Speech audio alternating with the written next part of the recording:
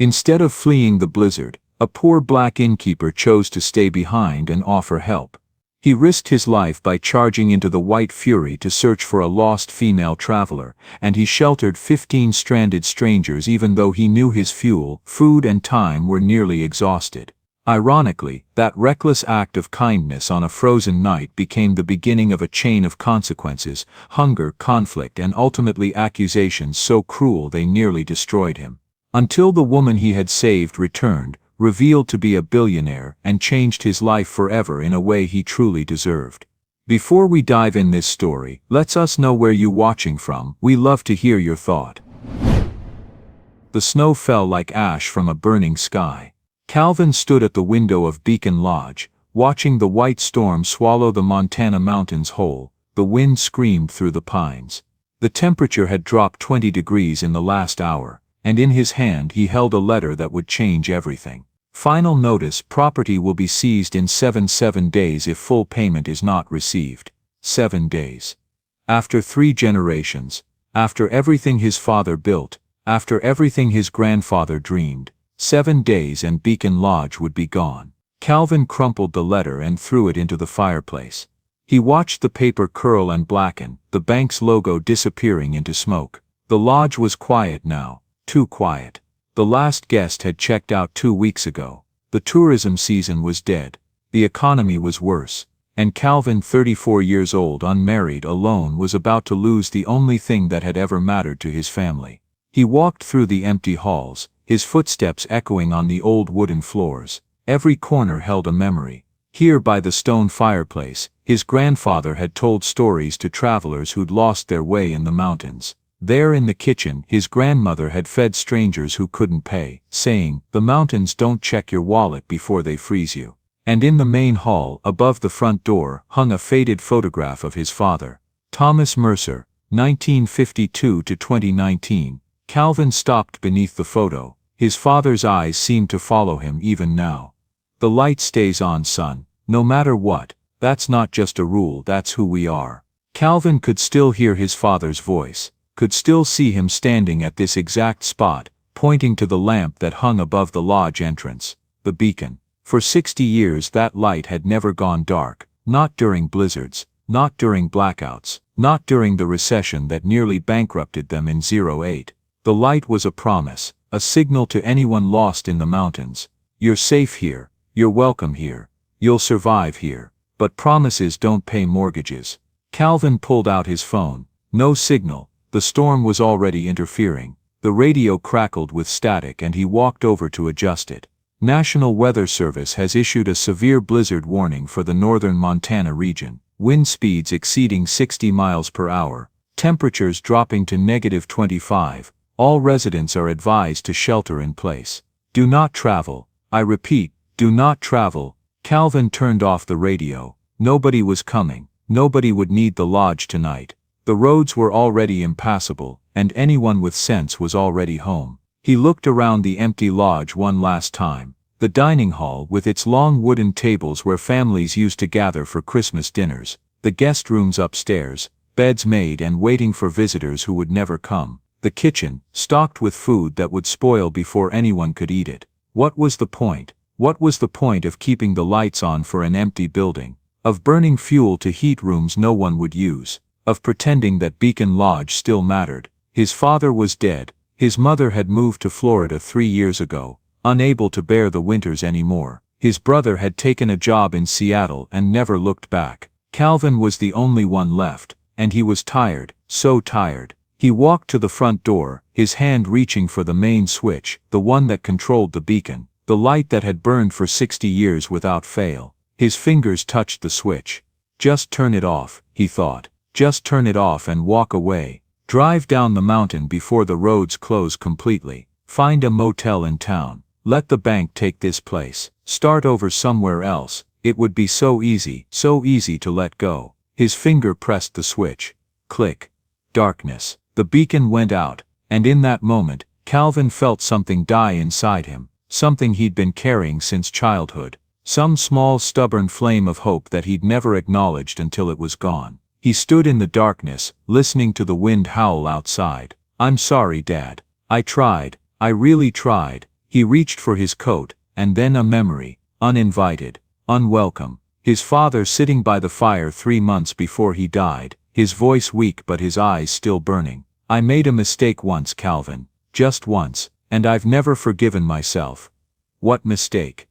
There was a man, 20 years ago, he came to the lodge during a storm, asking for shelter, but I was angry that night. Your mother and I had been fighting. I was drunk, and this man, he was rude, demanding. He insulted me, insulted the lodge, so I told him to leave.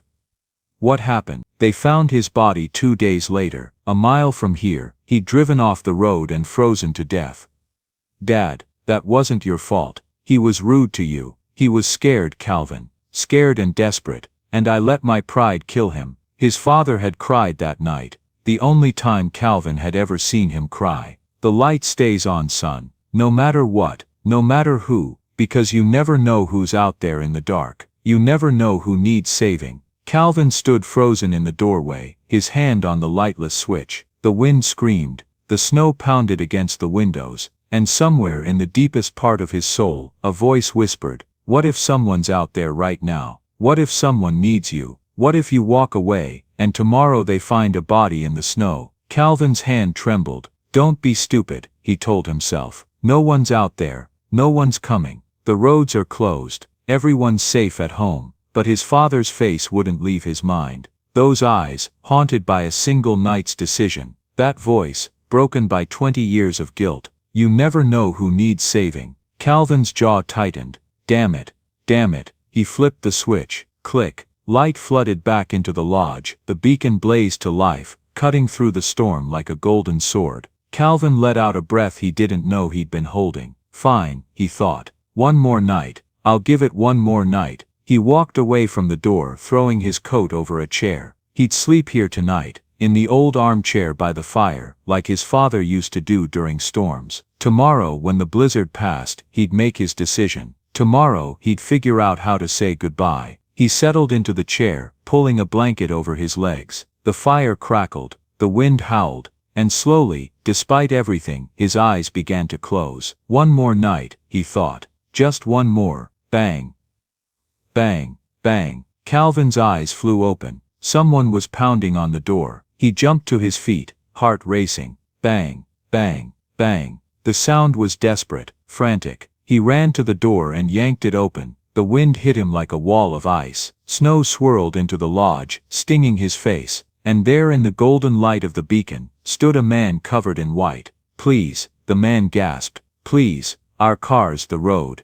There's people. He collapsed into Calvin's arms. Behind him through the screaming storm, Calvin could see headlights. Not one car, not two, but six. 6 cars pulled off the road, their lights flickering in the darkness, and people, shadows of people, stumbling toward the lodge, toward the light. They came in waves. First the man, a truck driver named Marcus, who'd been hauling freight from Billings when the storm hit. He'd found the others stranded on the mountain road, one by one, and told them to follow his taillights. I saw your light, he kept saying, his teeth chattering. From 3 miles away, I saw your light. Then came the others, a young couple, barely 20, holding each other like they were afraid to let go. Jake and Melissa, newlyweds, driving to Seattle for their honeymoon. Their car had spun out twice before Marcus found them. An elderly woman named Ruth, 73 years old, traveling alone to visit her grandchildren in Oregon. She walked with a cane and refused help,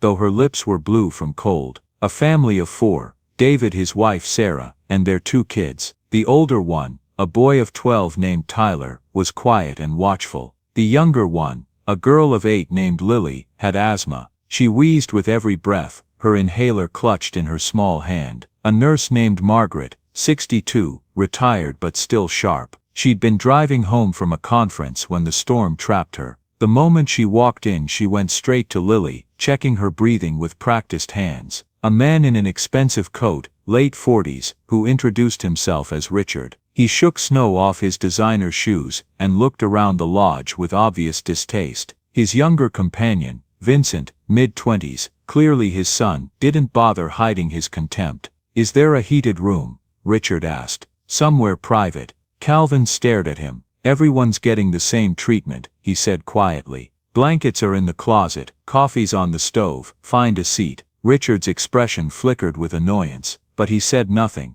And finally, a former police officer named James, 55, black built like a linebacker, with kind eyes and a firm handshake. He'd retired to Montana 5 years ago, looking for peace. Now he stood by the door, counting heads like a man who couldn't turn off his training. 14, he said to Calvin. 14 people plus you. 14. Calvin looked at the crowd filling his lodge. Strangers, all of them. Wet, cold, frightened, exhausted. And he thought, I almost turned off the light. I almost walked away. If I had left just 5 minutes earlier. He couldn't finish the thought. All right, he said, raising his voice. Everyone listen up. My name is Calvin Mercer. This is Beacon Lodge. You're safe here. 14 faces turned to him. 14 pairs of eyes, filled with relief, with fear, with hope. The storm's going to last at least 2 days, Calvin continued. Maybe 3, the roads are impassable, and cell service is down. We're on our own. Murmurs rippled through the crowd. I have food, Calvin said. I have water, I have heat, for now, but I need everyone to cooperate. This isn't a hotel. We're going to have to share resources, share space, share responsibility. Can everyone do that? Most people nodded. Ruth, the elderly woman, gave him a firm thumbs up. Margaret was still checking on Lily. The young couple held hands tighter. Richard, the man in the expensive coat, crossed his arms. And who put you in charge? He asked. The room went quiet. Calvin met his eyes. The deed to this property, he said simply. My father built this lodge. My grandfather built it before him. I've spent my whole life here. I know how to survive these storms. So yes, I'm in charge. Richard opened his mouth to argue, but James, the former cop, stepped forward. The man's right, he said, his deep voice cutting through the tension. We're guests in his house. We follow his rules. Anyone got a problem with that? He looked directly at Richard. Richard looked away. Good, James said. Now what do you need us to do, Calvin? Calvin let out a breath. First thing, inventory. I need to know exactly what we have. For the next hour, Calvin worked with James and Marcus to assess their situation. The results were not encouraging. Food, the kitchen had enough for a normal week, but normal meant 1 or 2 guests, not 15 people. If they rationed carefully, they could stretch it to 3 days, maybe 4. Water. The lodge had a well, but the pump ran on electricity. If the power went out, they'd have to melt snow. Heat. The main fireplace could warm the central hall, but the guest rooms would be freezing. They'd need to keep everyone in one space. Fuel. Firewood was stacked outside, but accessing it in the storm would be dangerous. Power. The lodge had a backup generator, but it was old, unreliable, and they had limited fuel for it. Medical supplies. Basic first aid kit, plus whatever Margaret had in her bag. Lily would need careful monitoring. Communication, nothing. The landline was dead, cell service was gone. The radio picked up only emergency broadcasts, so James said quietly, standing beside Calvin in the kitchen, "What's the verdict?" Calvin rubbed his eyes. "If the storm lasts 2 days, we'll be okay. Uncomfortable, but okay. And if it lasts longer?" Calvin didn't answer. James nodded slowly. "I've been in bad situations before," he said, "in the force, and I've learned that people can be heroes or monsters depending on how they're led. These folks are scared, they're going to look to you. I'm not a leader, you are now." Calvin looked through the kitchen doorway at the people huddled in the main hall. Ruth was telling a story to the children. Margaret was making tea. The young couple, Jake and Melissa, were helping Marcus hang wet coats by the fire. And in the corner, Richard was talking quietly with his son Vincent, both of them glancing around with calculating eyes. 2 kinds of people, Calvin thought. The ones who help, the ones who take. He hoped he was wrong about Richard. He hoped they'd all surprise him. The fire crackled, the storm raged, and somewhere in the mountains, the night grew darker. It was Marcus who brought the news. He came running in from the mudroom, snow crusted on his beard, his eyes wide. "There's a car," he said. "Out there, on the ridge road." Calvin frowned. "What do you mean?" "I went to check on my truck, make sure the emergency brake was holding. And I saw it, about a 1/4 mile up, a car, off the road, half buried in snow. No lights, no movement." James stood up. "You sure it's not abandoned?" There's no abandoned cars on that road, Calvin said quietly. That's a dead-end road, goes up to Miller's Point and nowhere else. So someone drove up there tonight, in this storm. They'd have to be crazy, Marcus finished, or desperate. Everyone was listening now. The hall had gone silent. You think someone's still in there? Young Jake asked. I don't know, Marcus said. I couldn't get closer, couldn't see inside. But if there is, if someone's out there, he didn't need to finish. In this cold exposed without shelter, a person wouldn't last an hour. Calvin walked to the window. Through the swirling white, he could see nothing. But somewhere out there, in the frozen darkness, someone might be dying. You never know who needs saving. I'll go, he said. Are you insane? Richard's voice cut through the room. You'll die out there, maybe, and what happens to us if you do? You're the only one who knows this place. Calvin turned to face him. Then I'd better not die. He grabbed his coat. James grabbed his arm. I'll come with you.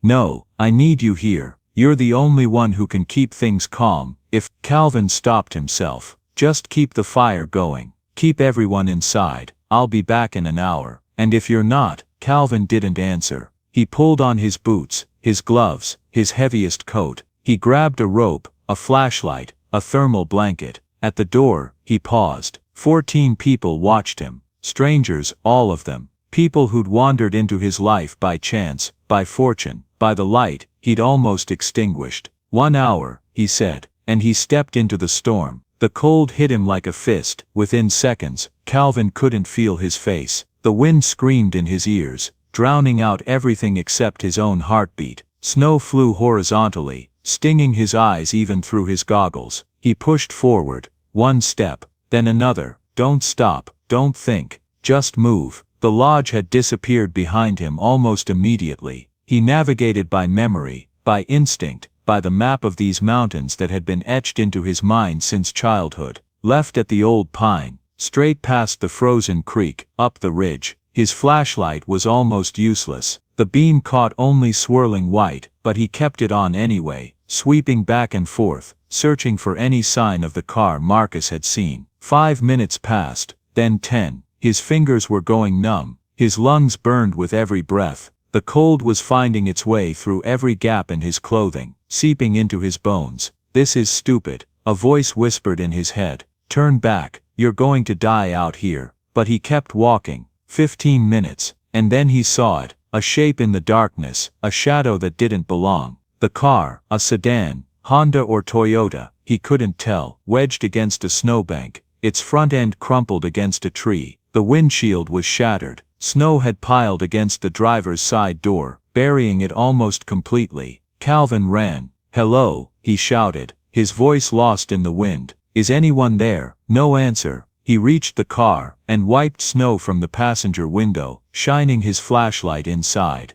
Empty. The driver's seat was empty, but the airbag deployed, he noticed. Someone was in this car when it crashed. Someone. He looked around, sweeping his flashlight across the snow. Footprints, faint, almost buried, but visible, leading away from the car, toward the ravine. Calvin's blood went cold. Miller's Ravine, a 30-foot drop into a rocky stream. In summer it was a popular hiking spot. In winter it was a death trap. He followed the footprints, his heart pounding. Please be okay. Please be okay. Please be. The footprints ended at the edge of the ravine, and there 15 feet down, caught on a narrow ledge, was a body, a woman. She lay motionless, curled in a fetal position, her dark hair spread across the snow. No coat. She must have lost it in the crash or the fall. Just a sweater, jeans and boots. She wasn't moving. Hey, Calvin shouted. Can you hear me? Nothing. She's dead, he thought. She has to be dead.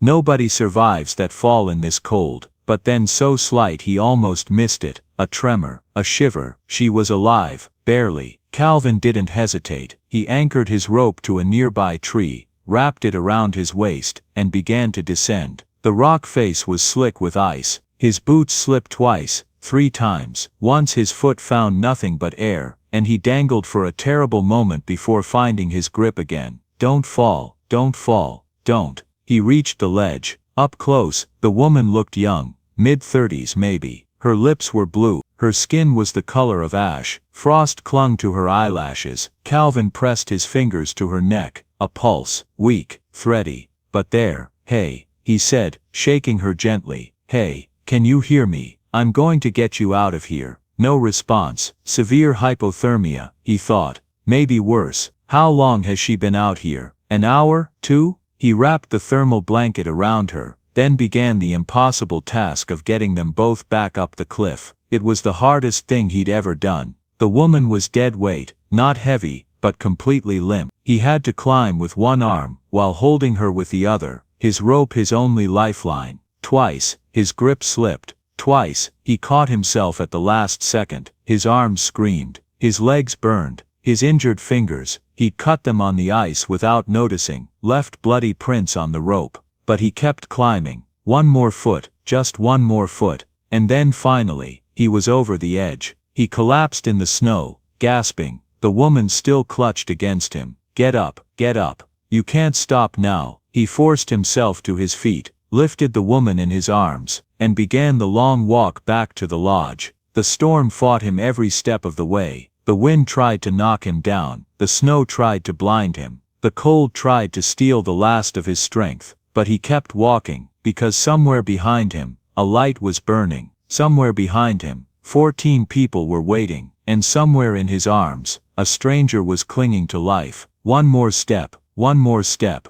one more step, one more. He didn't know how long it took. Time lost all meaning in the white void. Minutes or hours, it was all the same. But then, a golden glow through the snow. The beacon. Help, he shouted, his voice cracking. Somebody help. The door flew open. Figures rushed out. James, Marcus, others. Hands grabbed him. Voices surrounded him. My God, get them inside. Is she alive? Barely. Calvin felt the warmth of the lodge wash over him as they pulled him through the door. He looked down at the woman in his arms. Her eyes fluttered, opened. For just a moment she looked at him.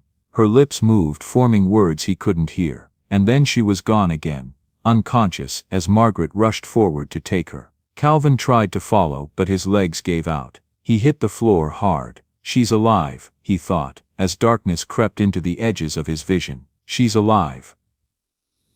I did it. He didn't notice the pain in his leg. Didn't notice the blood seeping through his pants from where he'd gashed himself on the rocks. He didn't notice anything at all. Because for the first time in years Calvin Mercer felt something he'd almost forgotten. Purpose. She woke slowly. First there was warmth. A strange, wonderful warmth that seemed to seep into her bones. Then sound. The crackle of a fire. Voices, soft and distant. The howl of wind against glass. And finally, light, golden and gentle, pushing back the darkness. The woman opened her eyes. She was lying on a cot near a fireplace, covered in blankets. An IV bag hung from a makeshift stand, a coat rack, she realized, dripping something into her arm. Her fingers, her toes, her face, they all burned with the pins and needles sensation of returning circulation. She's awake, someone said. A face appeared above her. A woman older with kind eyes and steady hands. I'm Margaret, the woman said. I'm a nurse. You're safe now. You're at Beacon Lodge. Do you understand?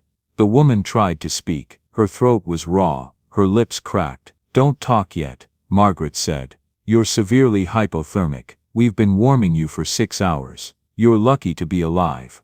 Lucky? The woman didn't feel lucky. She felt hollowed out, like something essential had been scooped from inside her. Can you tell me your name? Margaret asked gently. The woman closed her eyes. Names, identities, the life she'd left behind. Eve, she whispered finally. Just Eve. Margaret nodded, asking no further questions. Over the next few hours, Eve drifted in and out of consciousness. Each time she woke, the world came into sharper focus. She learned she was one of 15 people trapped in the lodge. She learned a man had risked his life to save her. She learned the storm was still raging outside, but mostly she watched. From her cot by the fire, Eve observed the small society that had formed in Beacon Lodge. There was Ruth, the elderly woman, who seemed to have appointed herself grandmother to everyone. She moved through the room with her cane, checking on people, telling stories, keeping spirits up. There was Marcus, the truck driver who'd made himself useful chopping firewood and maintaining the generator. There were Jake and Melissa, the newlyweds, who couldn't stop touching each other, hands held, shoulders pressed together, as if contact was the only thing keeping them sane. There was James, the former cop, who patrolled the lodge like a silent guardian, always watching, always ready. There was the family, David, Sarah, Tyler, and little Lily. The girl's breathing had stabilized, but everyone watched her like she was made of glass. And there were the others. Richard in his expensive coat, who complained about everything and helped with nothing. His son Vincent, who spent most of his time on his dead phone as if willing it back to life. But most of all, Eve watched him. Calvin, the man who'd saved her. He moved through the lodge like a ghost, checking on everyone, fixing problems, answering questions. His face was pale. She'd overheard Margaret scolding him about some injury he was hiding, but he never stopped moving, never stopped giving. On the second day, when food was distributed, Eve noticed something. Calvin's portion was smaller than everyone else's. Not by much, just a little less soup, a slightly thinner slice of bread. The kind of difference no one would notice unless they were watching. Unless they were watching him the way Eve was watching him. She said nothing. That night, when most people were asleep, Eve forced herself to stand. Her legs were weak, but they held her. She wrapped a blanket around her shoulders and made her way across the room. Calvin was sitting by the window, alone, staring out at the storm. "You shouldn't be up," he said without turning. "Neither should you." Eve sat down across from him. "Margaret said you tore something in your leg, that you should be resting. Margaret worries too much. You almost died getting me."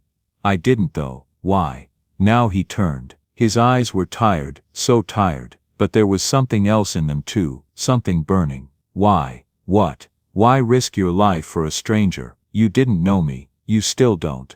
I could be anyone. I could be, it doesn't matter.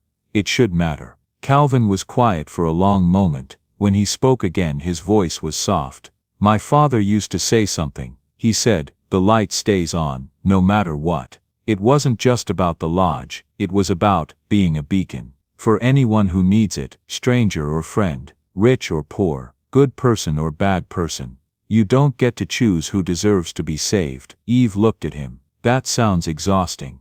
"It is. Then why do it?" Calvin turned back to the window. "Because my father didn't once. And he never forgave himself." Eve didn't ask more. She didn't need to. She could hear the weight in his voice, the grief, the guilt, the desperate need to be better than the ghosts that haunted him. She understood that weight, she carried it too. "You should eat more," she said quietly. Calvin stiffened. "I saw," Eve continued. "At dinner, you gave yourself less. You're rationing your own portion to make sure others have enough. It's not, don't." Her voice was gentle but firm. "I know what it looks like when someone's putting everyone else first. I know what it costs." Calvin said nothing. "You can't save everyone if you collapse." Eve said, "Let me help. Let me, I don't know. I can help distribute food. I can help watch the children. Something. You almost died, and now I'm alive, because of you. So let me be useful." For a long moment, Calvin just looked at her. This stranger he'd pulled from the snow, this woman with no last name, no past, no explanation for why she'd been on that mountain road alone in a blizzard. "Okay," he said finally. "Tomorrow, if you're strong enough, I will be." She stood to leave but paused. "Calvin, yeah, thank you, for keeping the light on." She walked back to her cot. Behind her Calvin turned to the window again. Outside, the storm raged on, but inside the lodge, something had shifted. A connection, a possibility, a light that had nothing to do with electricity. Near midnight, the lights flickered. Once, twice, then darkness. "The generator," someone shouted. Calvin was already running. Darkness swallowed the lodge whole. For a moment there was only chaos, voices crying out, children screaming, bodies colliding in the black. "Nobody move." James's voice cut through the panic. "Stay where you are, Calvin. I'm on it." Calvin navigated by memory, his hands finding the walls, the doorframes, the path to the generator room. Behind him he could hear Margaret trying to calm Lily, whose breathing had turned ragged in the sudden cold terror. The generator room was in the basement. Calvin took the stairs 2 at a time, stumbling once, catching himself on the railing. "Please let it be something simple. Please let it be fixable. Please." He found the generator by feel. His hands moved over the machine, checking connections, checking fuel. The fuel gauge read empty. No, no, no. They'd had enough fuel for 3 days. He'd calculated it himself. Unless the generator had been running harder than he thought. Unless the cold was worse than he'd estimated. Unless it didn't matter. The fuel was gone. Calvin climbed back up the stairs. In the main hall, James had managed to get a few candles lit. Faces floated in the flickering light, pale, frightened, looking to Calvin for answers. "Well," Richard demanded. "What's wrong?" "Generator's out of fuel, so get more fuel." "There isn't any more. Not until the storm breaks and we can get to town." Silence. "What does that mean?" Sarah asked, pulling her children close. "What happens now?" Calvin looked at the fireplace. The fire was still burning, but it wouldn't be enough. The lodge was old, poorly insulated in places. Without the generator, without the electric heaters, the temperature would drop fast. "It means we stay together," he said. "Everyone in this room by the fire, we share body heat, we burn whatever we can burn, and we wait for the storm to pass. Burn whatever we can burn," David repeated. "Like what?" Calvin's eyes moved around the room. The antique chairs his grandmother had loved, the wooden panels his father had carved by hand, the dining table where 3 generations of Mercers had shared Christmas dinner, 60 years of memories, 60 years of history. He thought of the bank letter, 7 days until foreclosure. By the time this storm ended, it would be too late. Beacon Lodge was going to be taken from him no matter what, but these people would live. "We start with the furniture," he said quietly. "The chairs, the tables, the wooden frames, whatever burns. That's the lodge's furniture," Marcus said. "Your family's, it's just wood." Calvin's voice was steady. "Wood can be replaced. People can't." He walked to his grandmother's favorite chair, a beautiful piece hand-carved oak with velvet cushions, and lifted it. For a moment he held it in his hands. "I'm sorry, Grandma. I'm sorry, Dad, but you would have done the same." He brought the chair to the fireplace and began breaking it apart. One by one others joined him. James, Marcus, even Jake, who looked like he might cry as he dismantled a bookshelf. The wood went into the flames, and the fire roared back to life. Within an hour the main hall was warm again. Not comfortable, never comfortable, but survivable. People huddled together under blankets. Ruth sat with the children, telling them stories to keep their minds off the cold. Margaret kept constant watch on Lily, whose breathing had stabilized but remained worrying. Eve worked silently alongside Calvin, never complaining, never asking questions. When he handed her a broken chair leg to carry to the fire, she took it without a word. When he stumbled from exhaustion, she steadied him without comment. And when Richard opened his mouth to complain, "You know this is ridiculous. We're paying, or we would be paying, to stay in this lodge, and instead we're sitting in the dark burning antiques, then leave." Everyone turned. Eve had spoken. "Excuse me," Richard sputtered. "The door's right there." Eve's voice was calm, almost pleasant. "If you don't like how things are being run, you're welcome to walk out into the blizzard. I'm sure you'll find better accommodations." Richard's face went red. "Who do you think you?" "I think I'm someone who was pulled out of a frozen ravine by a man who could have died saving me. I think I'm someone who's watching that same man burn his own family's history to keep strangers warm. And I think you're someone who hasn't lifted a finger to help since you got here." Eve tilted her head. "So please, tell me more about what you think you deserve." The silence was deafening. Richard looked around for support. His son Vincent stared at the floor. No one else would meet his eyes. "This is absurd,"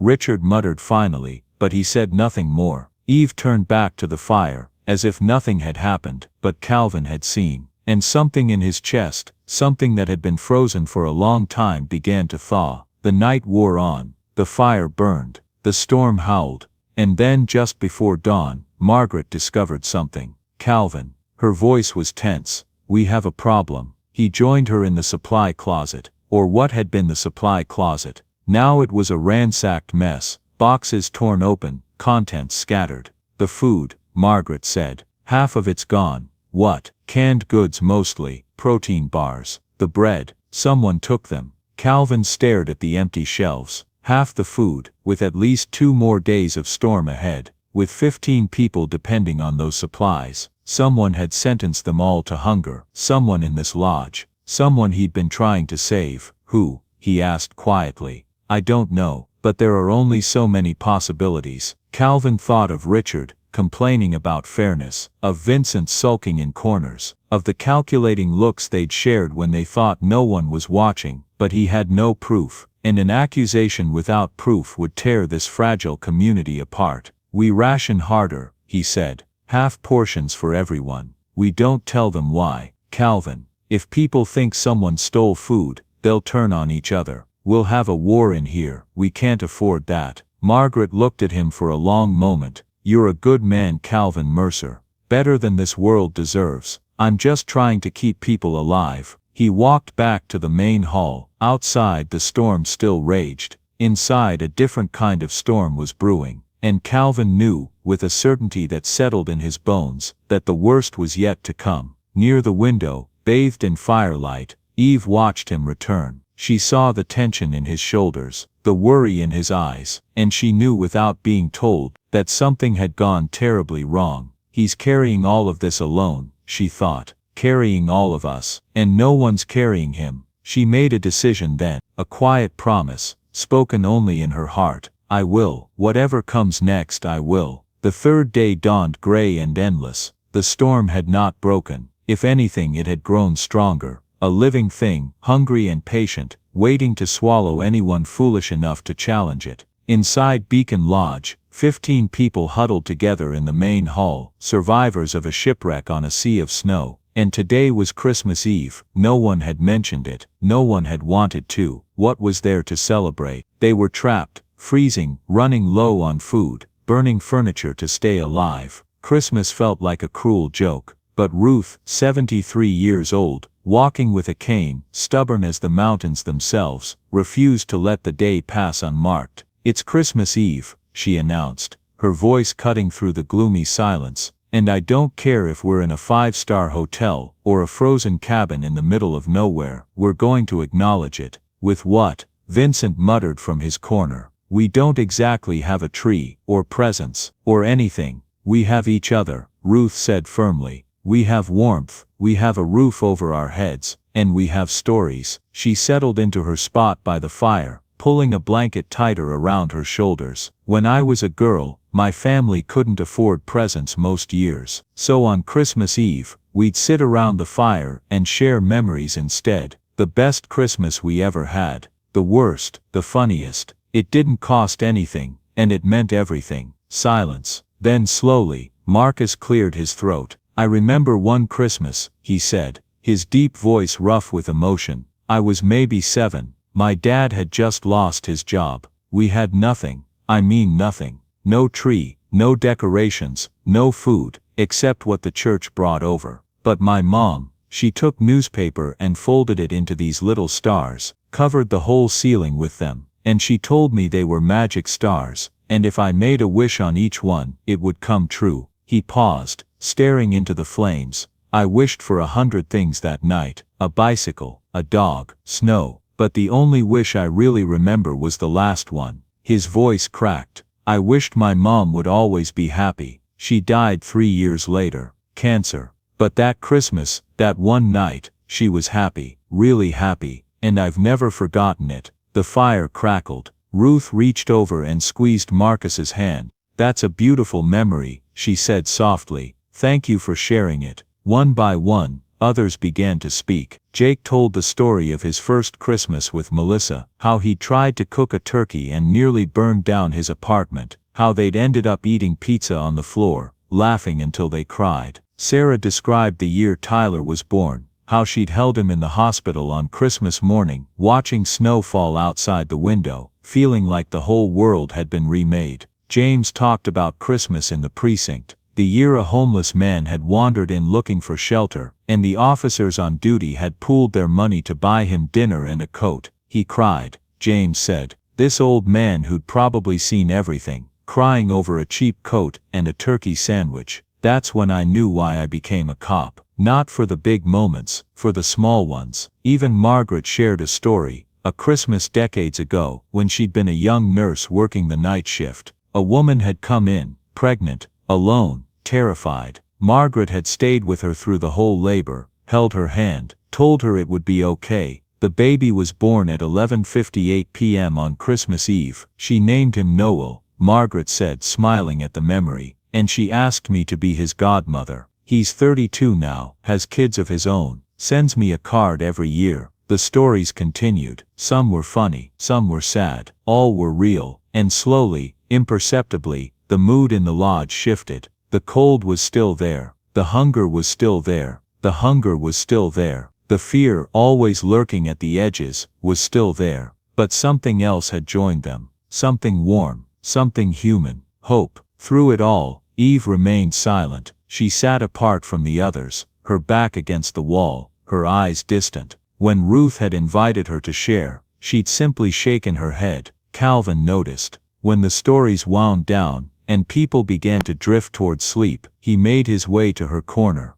"Not a fan of Christmas?" he asked quietly, settling down beside her. Eve was silent for a long moment. "I used to be," she said finally. "A long time ago. What changed?" She looked at him. In the firelight, her eyes were dark pools, beautiful and fathomless, and infinitely sad. "Everything," she said. "Everything changed." Calvin waited, and slowly, haltingly, Eve began to speak. "I had a family once. A husband, a daughter. We lived in this big house in Connecticut. Too big really, but my husband liked to impress people. Every Christmas, he'd throw these elaborate parties, caters, decorations, a 12-foot tree. The whole thing was a performance. None of it was real." She pulled her blanket tighter. "But there was one Christmas, Lily was 4, when everything went wrong. The caterers canceled, the tree fell over, a pipe burst and flooded the living room. My husband was furious. He wanted to cancel the whole thing,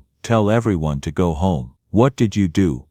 "I took Lily outside. It was snowing, this soft, gentle snow, the kind that makes everything quiet, and we built a snowman, just the two of us, in the front yard, while chaos reigned inside. She was so happy, laughing, catching snowflakes on her tongue. And I remember thinking, this is what Christmas is supposed to be. Not the parties, not the presents, just this." Her voice broke. "What happened to them?" Calvin asked softly. "Your husband, your daughter." Eve closed her eyes. "My husband left, found someone younger, prettier, less complicated, took most of the money and disappeared to Europe. And Lily, she couldn't continue. You don't have to. She got sick." The words came out flat, mechanical. "Leukemia. She was 6 years old. 6 years old, and the doctors told me she had a 20% chance of survival. 20%. Those were the odds I had to hope for. Those were the odds I prayed to every night."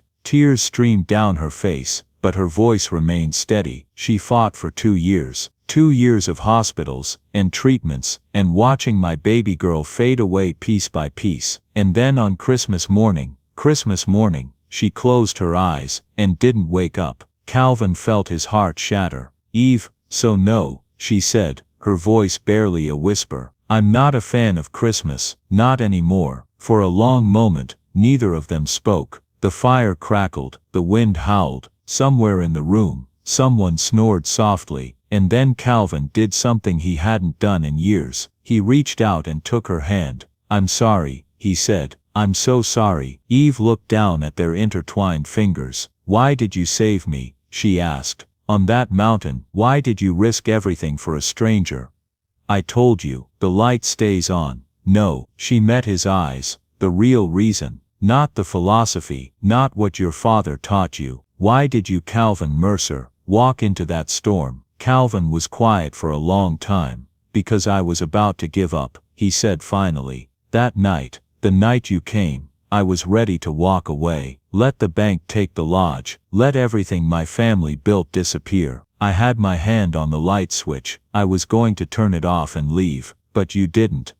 "No, I didn't, because I remembered my father, and I thought, what if someone's out there? What if someone needs this light? And I couldn't do it. I couldn't be the person who walked away." He looked at her. "And then you came. You and 14 other people, stumbling out of the storm, because they saw the light, and I realized, that's why I stayed, that's why any of this matters, because you never know who's out there in the dark. You never know who needs saving. Eve's tears fell freely now. I was going to die out there, she whispered. I wanted to. After Lily, after everything. I wanted it to stop. The pain, the emptiness. I drove up that mountain knowing I wouldn't come back down. Calvin's grip on her hand tightened. But you did come back down. You're here, you're alive, because of you, because of the light. Eve laughed, a broken beautiful sound. You really believe that, don't you? That a light in a window can save people? I don't just believe it.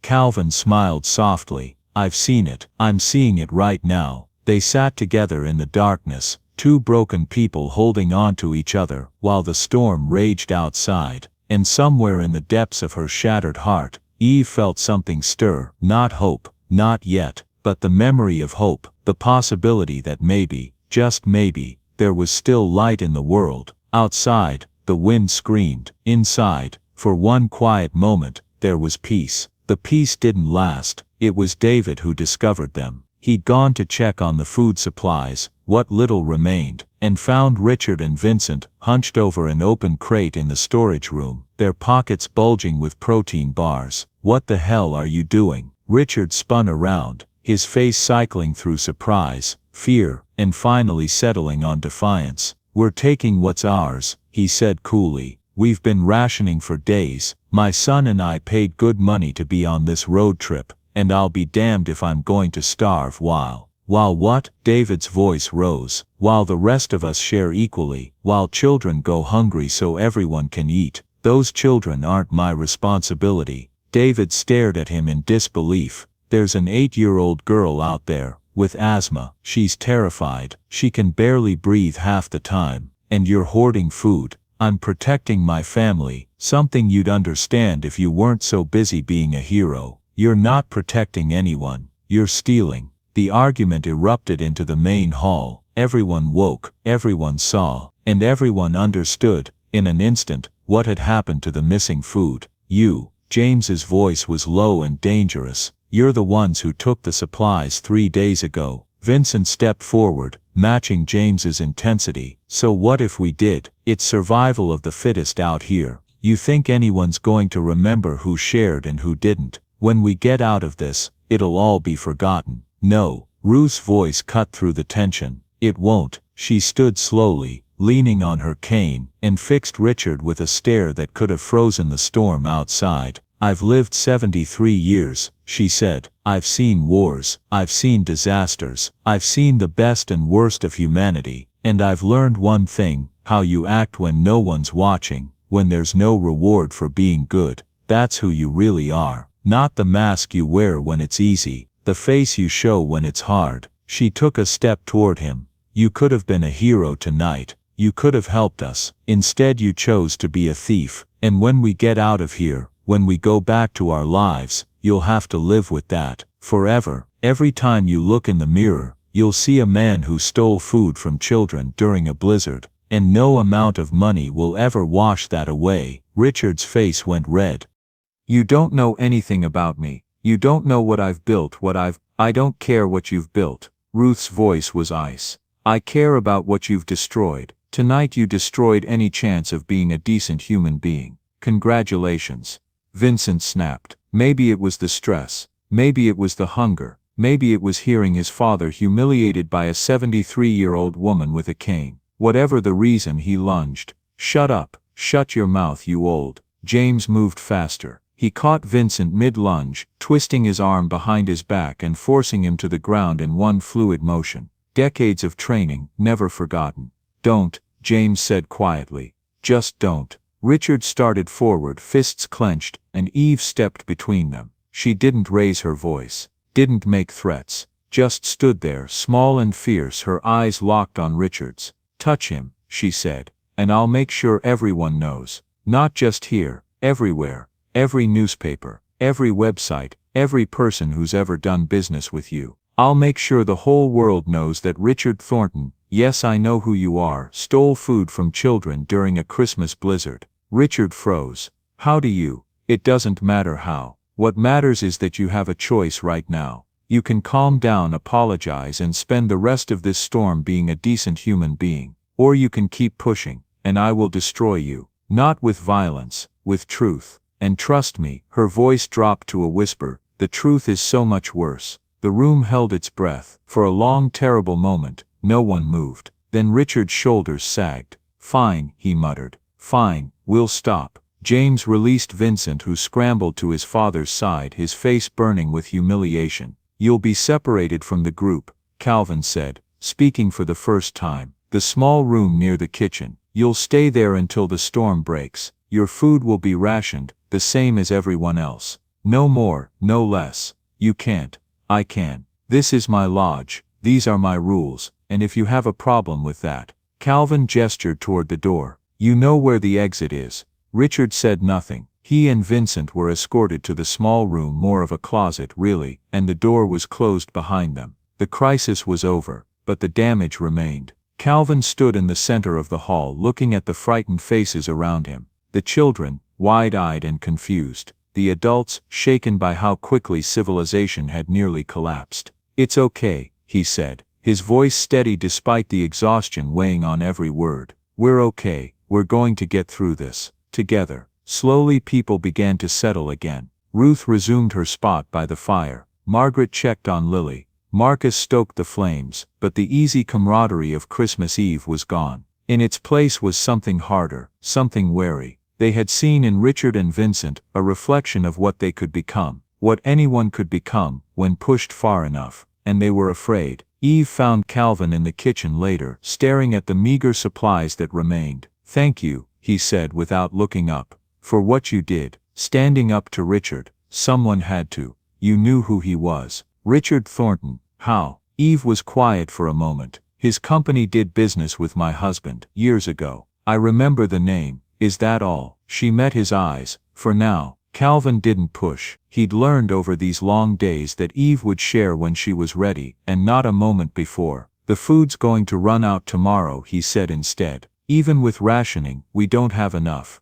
"I know, if the storm doesn't break." "I know." They stood together in the darkness, two people carrying the weight of 15 lives. "We'll find a way," Eve said finally. "We have to." "How can you be so sure?" She looked toward the window, toward the storm that had nearly killed her. "Because you kept the light on," she said. "And I'm starting to think that means something." Calvin didn't respond, but in his chest, beneath the exhaustion and fear and doubt, something flickered. Something warm, something bright. The storm broke on the morning of the 5th day. Calvin woke to silence, no howling wind, no driving snow, just silence. He walked to the window and saw for the first time in what felt like forever, the sun. It hung low on the horizon, pale and cold but blazing with the promise of survival. The snow had stopped, the sky was clear, and somewhere in the distance he could hear the faint whump-whumpum of helicopter blades. "They're coming," he breathed. "They're actually coming." Within hours, the rescue teams arrived. Helicopters, snowmobiles, emergency vehicles carving paths through the white wasteland. Paramedics rushing into the lodge, checking vitals, wrapping people in thermal blankets, loading the most vulnerable onto stretchers. Lily was taken first, her small body strapped to a gurney, while Margaret held her hand and whispered reassurances.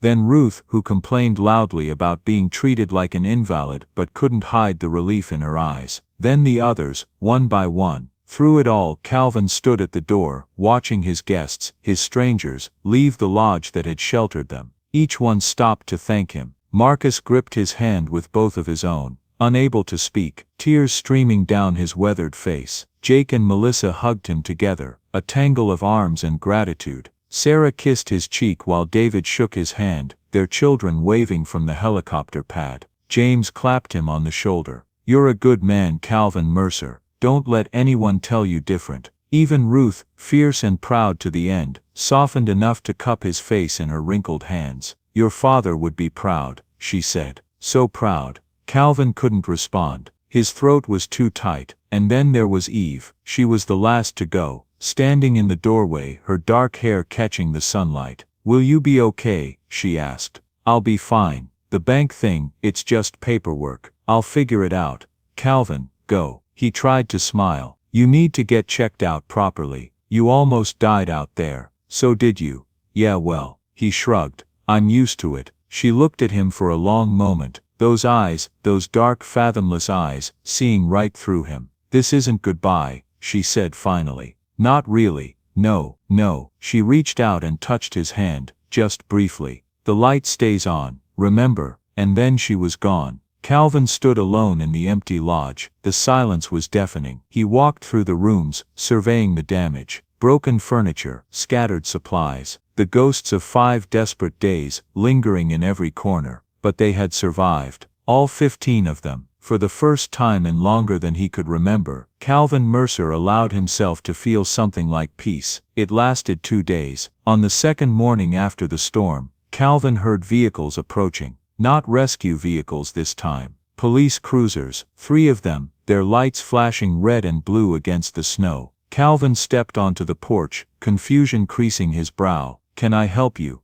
The lead officer, a stern-faced man in his 50s, stepped forward. "Calvin Mercer, that's me. You're under arrest." The words didn't make sense. Calvin heard them, processed them, but they refused to form meaning in his brain. "I'm sorry, what?" "You're under arrest for unlawful imprisonment and reckless endangerment." The officer pulled out handcuffs. "You have the right to remain silent. Anything you say can and will be used against you in a court of law." "Unlawful imprisonment? What are you talking about?" "Complaints have been filed. 2 guests allege they were held against their will, denied adequate food, and subjected to dangerous conditions." Calvin's blood ran cold. "Richard, Vincent, that's insane. I saved those people. I kept them alive during a blizzard. Sir, please turn around. They would have died out there." "The storm, sir." The officer's voice hardened. "Turn around." Calvin looked past him, at the news vans that had followed the police. Cameras, reporters, a crowd already forming. And there, standing beside the lead news van, was Richard Thornton, smiling.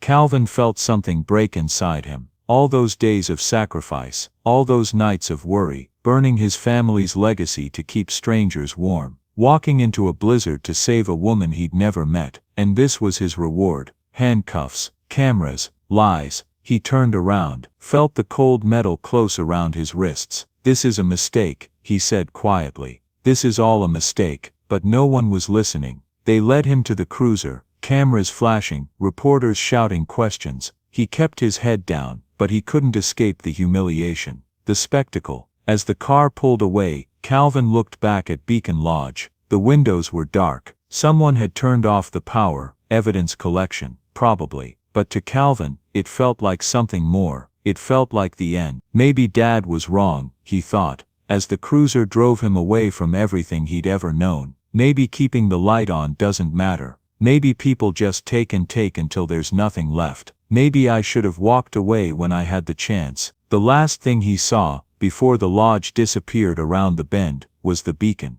Dark, cold, dead. The news spread like wildfire. Montana Lodge owner arrested for holding guests captive during storm. Blizzard hero accused of imprisonment and neglect. Wealthy businessman claims he was starved and threatened, in Mountain Lodge. The headlines were everywhere. Television, newspapers, social media. Richard Thornton, wealthy, connected, media savvy, had crafted a narrative of himself as the victim. A poor businessman, trapped by a deranged mountain man who'd used the storm as an excuse to play God. Calvin sat in a holding cell, watching his life collapse in real time. His lawyer, a tired public defender who'd clearly seen too many cases like this, offered little hope. "They have resources," she said. "Thornton's lawyers are already building a case. They're framing it as a civil rights issue. You detained them without legal authority. I saved their lives." That's not how they're telling it. "I have witnesses, 14 other people who were there, who probably don't want to get involved." "Look, Mr. Mercer, I believe you, but belief doesn't win cases. Evidence does. And right now the evidence is your word against a billionaire's." Calvin closed his eyes. This is how it ends, he thought. Not with a bang, with paperwork. But 700 miles away, in a hospital room in Seattle, a woman was watching the same news coverage, and she was not going to let it stand. Eve checked herself out against medical advice. She made phone calls, sent emails, reached out to every person who'd been in that lodge. Marcus, Ruth, James, Jake, Melissa, the family, Margaret, all of them. "We need to fight this," she said, over and over. "We need to tell the truth." "How?" Marcus asked. They've got lawyers, money. We're witnesses. We were there. And our story matters. One by one they agreed. Ruth was the first to go public. She called a local news station in her town, demanded an interview,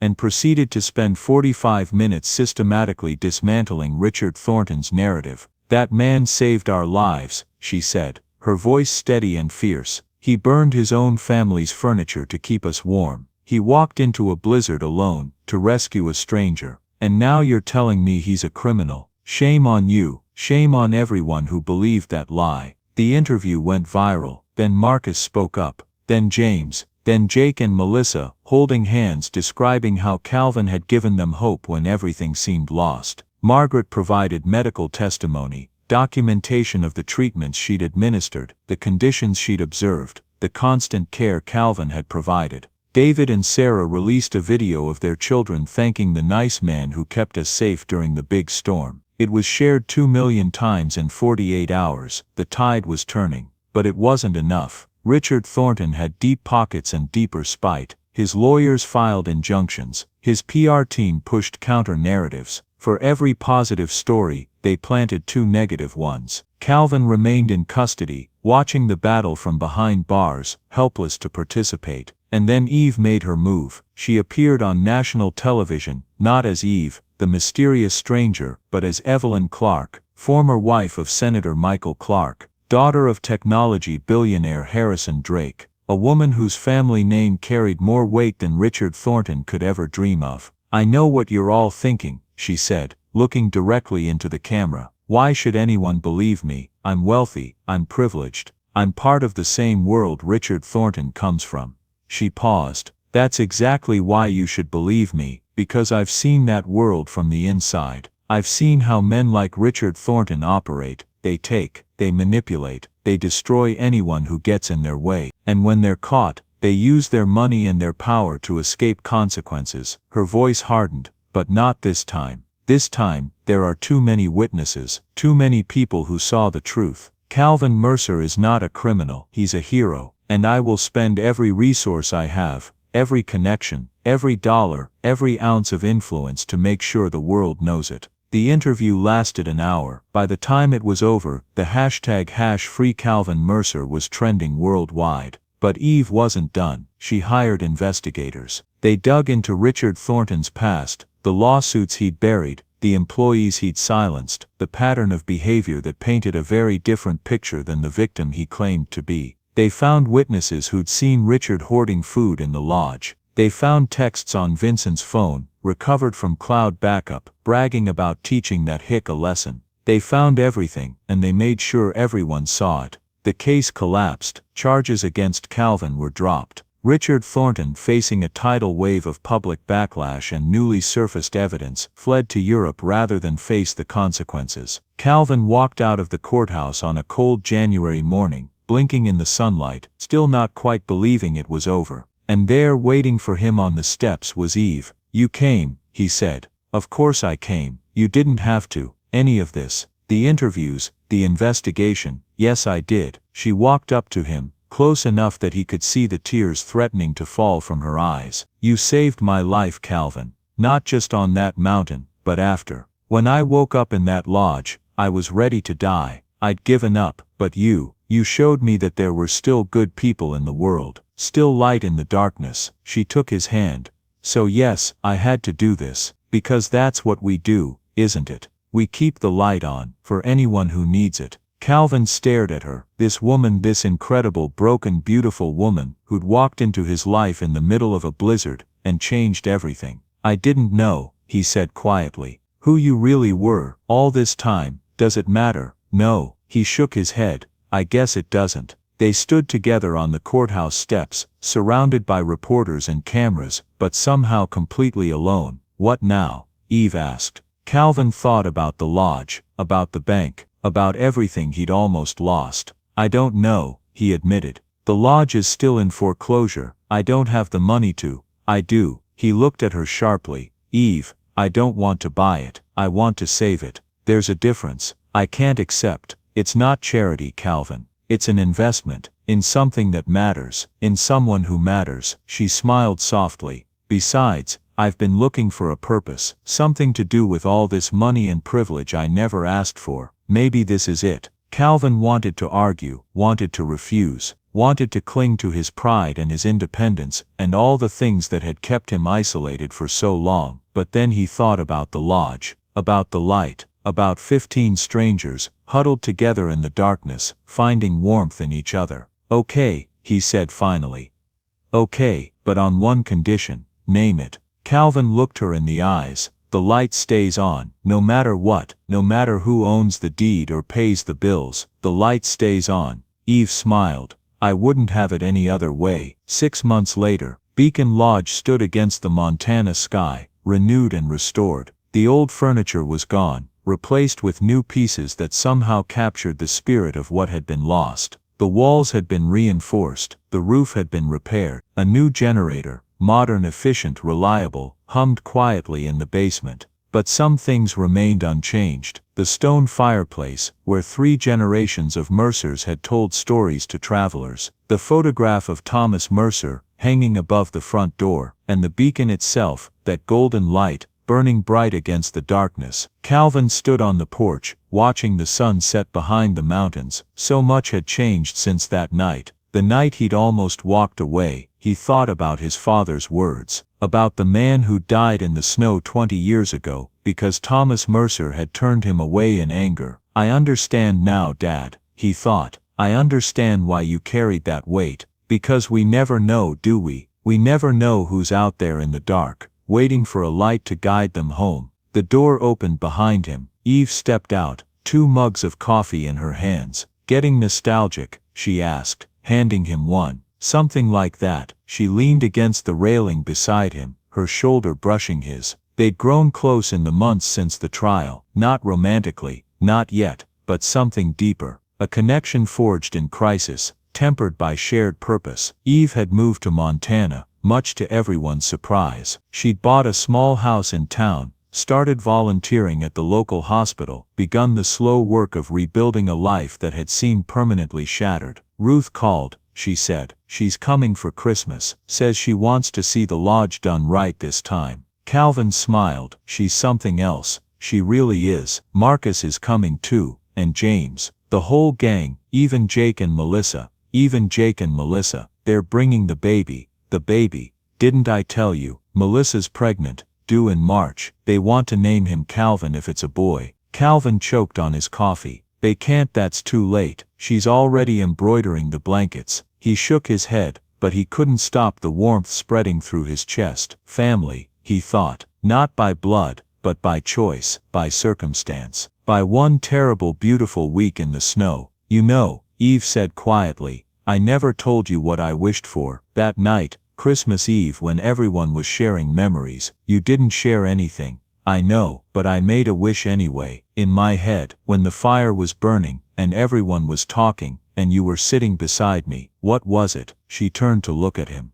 I wished for another chance, not to go back and change things. I know that's impossible, but to move forward, to find meaning again, to believe that life could still be good. Her eyes glistened, and then you held my hand, and I thought, maybe there's still hope. Calvin set down his coffee. Eve, I'm not asking for anything, she said quickly. I just wanted you to know. That night saved me, Calvin. You saved me, and whatever happens from here, I'm grateful for all of it. For a long moment, neither of them spoke. The sun had set now, and the first stars were appearing in the purple sky, and below them, Beacon Lodge glowed with warm light. You know what I wished for? Calvin said finally. What? Nothing. She blinked. Nothing. Nothing. Because for the first time in years, I didn't feel like I needed to wish. I felt like everything was exactly where it was supposed to be. Like all those years of struggle and doubt, and almost giving up, they were leading somewhere, to that moment, to those people, to you. He reached out and took her hand.